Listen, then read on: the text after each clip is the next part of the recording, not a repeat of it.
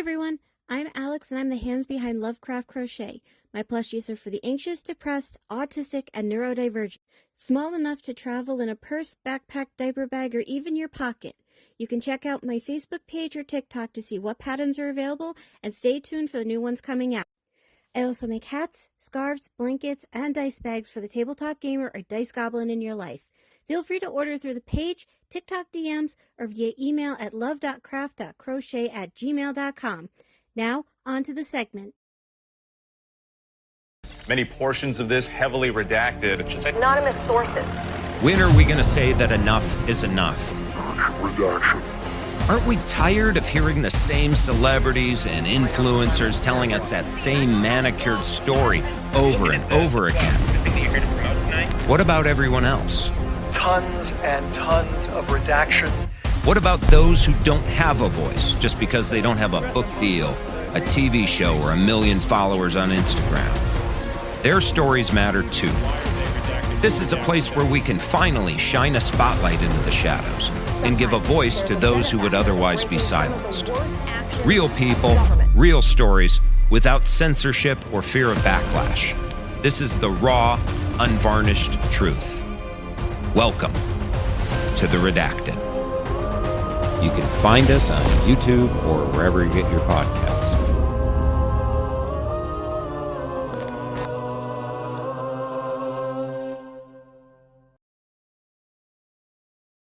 Due to the graphic and disturbing nature of the crimes discussed, listener discretion is advised.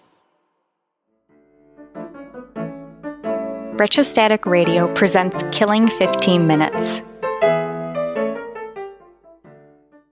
Hello and welcome to Killing 15 Minutes, where you get your true crime fix in 15 minutes or less, or your podcast is free.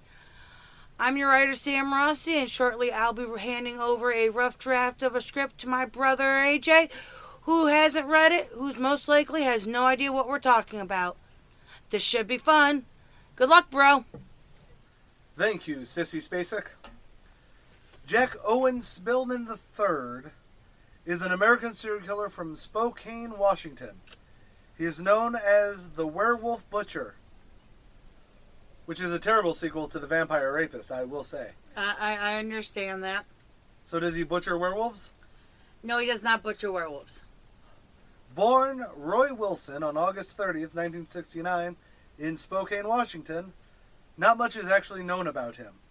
Spillman was convicted of the April 1995 murders of Rita Hoffman, 48, and her daughter Amanda, 15, and the 1994 murder of Penny Davis, 9. Hoffman and her daughter were found in their East Wenatchee, Washington home. They were sexually mutilated and posed.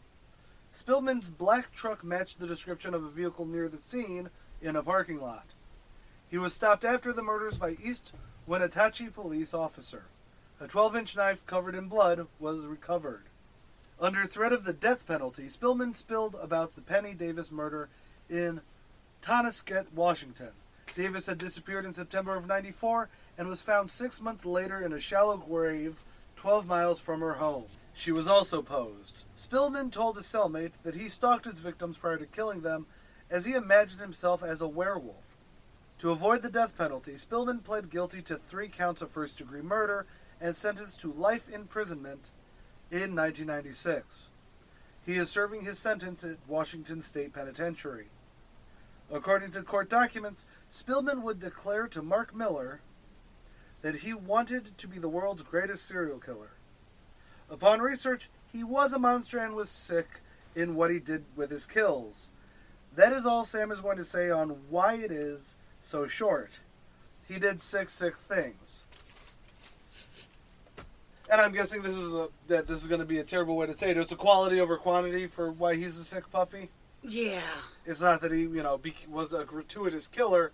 He was a sick puppy, and in the 3 kills that they were able to link to him, and the 3 kills that he admitted to, he made the Red Ripper look a little tame. And we've done the overkilling on the Red Ripper, and so you know how untamed he was. Well, I also think that the Red Ripper, had it only been a couple of his cases, probably would also come off a lot more sick. There's a little bit of a desensitizing That might be it, nature, because he's the one who stabbed the person in their no-no square, right? No, that was Peter Sutcliffe. Okay. He left the knife in the no-no square. Yeah. That's no bueno, dude. Well, none of this is no bueno, but... Yeah. Or all of this is no bueno, but... But he did mutilate, he did... But he was also one of those guys who... There's a word I'm looking for and I can't. What, this guy or... Yeah, this guy. He was just sick. He was... And this is always me making light of situations, and I apologize, and I don't mean to. He was theatrical about it. Yes. Especially they were posed. All three victims were posed, yeah. Which is always gives a realistic, ritualistic kind of thing to it. Well, especially since he thought he was a werewolf. Mm-hmm. So to me, and this is armchair psychology, of course, would dictate that he was thinking about it on a theatrical level. Not necessarily on a psychological level. Right. By that I mean, like, Jeffrey Dahmer was sick in the head. I know, I always go back to Dahmer. And depending on when our Q&A with Megan comes up, they might understand where I'm going to come with this statement. He was a sick puppy. Yes, he was. But he was sick in a psychological way. Yes. However, he would later lean into theatrics. Wearing yellow contacts, trying to build himself an altar. Because his psychology had deteriorated so much that it would turn into, I must show all my victims Return of the Jedi. Yep. Which would then become Exorcist 2, later when Exorcist 2 came out. I thought it was Exorcist 3. I think it is 3. I think 2 is, it wasn't the Heretic, it was the third one. It was the one with, I want to say it's the one with Brad Dourif. I'm hoping it's the one with Brad Dourif because Exorcist 2, if I had to watch that, I'd welcome the sweet death of the sweet release of death. I'm sorry, it was not a good movie. Okay. I haven't seen it. You don't want to. Okay. But anyways, I believe it's I think you're right, it is Exorcist 3. Because Exorcist 2, the Heretic, tries to follow Reagan after Exorcist 1. Yeah. Whereas Exorcist 3, if I recall, has a serial killer. And it's actually really good. It's 3 or 4. I can't remember. I want to say 3 because I think 4 came out in the late 90s. I want to agree with you on that, but... Not the point. The point is that whereas with like Peter Sutcliffe or Richard Chase or a lot of people, they're not thinking about... on a surface level, they are thinking about what their crime scene is going to look like. Mm-hmm.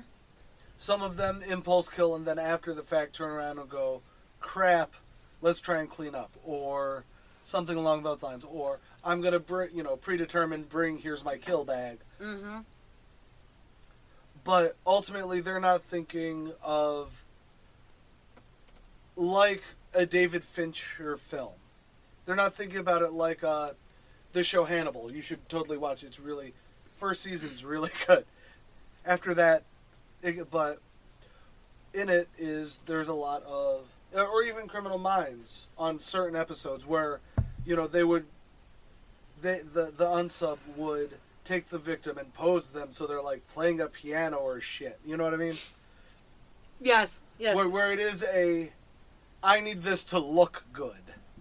I want this element to add to the fear of what you're already seeing in front of you. This is going to just add to it. Exactly. It's less about the kill and more about the audience that they're going to gain with it. Right. Similar with Spillman, it seems like, he's like, I stalk him first like a werewolf, and then he poses the bodies after the fact. Yes, the gruesome things I assume that he did. Yeah. That's because we've covered a lot of people and a lot of things you're willing to say. So it's a matter of but to me I need to have a chart, not a chart, but A Venn diagram, I think, would probably work to show, because we brought up before the serial killer or serial killer. Yeah, this one I don't. He falls into serial killer because he had more than 2 victims. Right.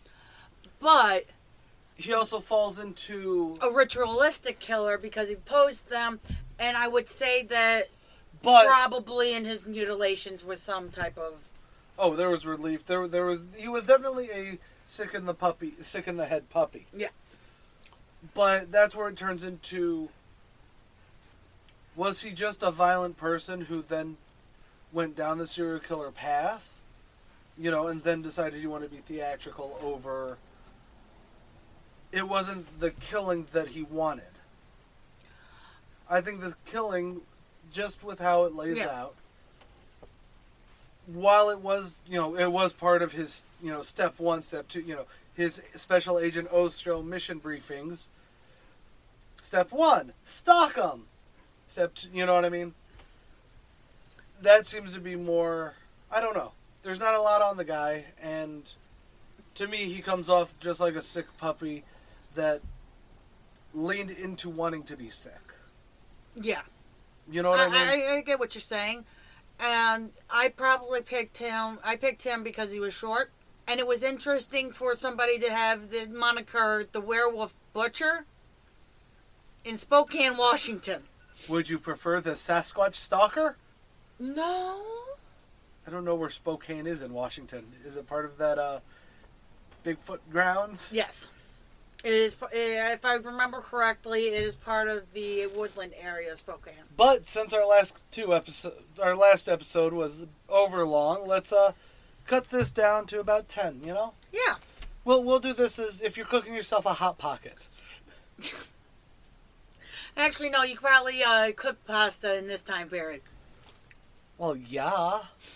So, with all that said, that was an interesting thing. I actually want to look up more about him, and it's going to make me feel bad later. Thank you, Sam. You're welcome. I've been AJ Carey. I'm Sam Rossi. I'm going to go take some antihistamines now. Later, y'all. Love you, sissy. Killing 15 Minutes is hosted by Arthur Carey, with scripts written and researched by Sam Rossi. If you like this episode or want to stay updated on this series, consider following Killing 15 Minutes on Patreon or Retrostatic Radio on all major social media platforms. Good night and God bless. You're watching Retrostatic Radio. Wheel of Random is turn, turn, turn. Tell us the 15 minutes we shall learn. I'm Sam Rossi, writer and co-host of Randomly 15 Minutes, where the Wheel of Randomness gives me the topic and I write about it. I'm Megan Klodnicki, and I'm the host of Randomly 15 Minutes. I cold read what Sam writes and learn in real time about a random topic. You can find us on all major podcast platforms and YouTube. Follow us on Facebook at Randomly 15 Minutes to get more random facts.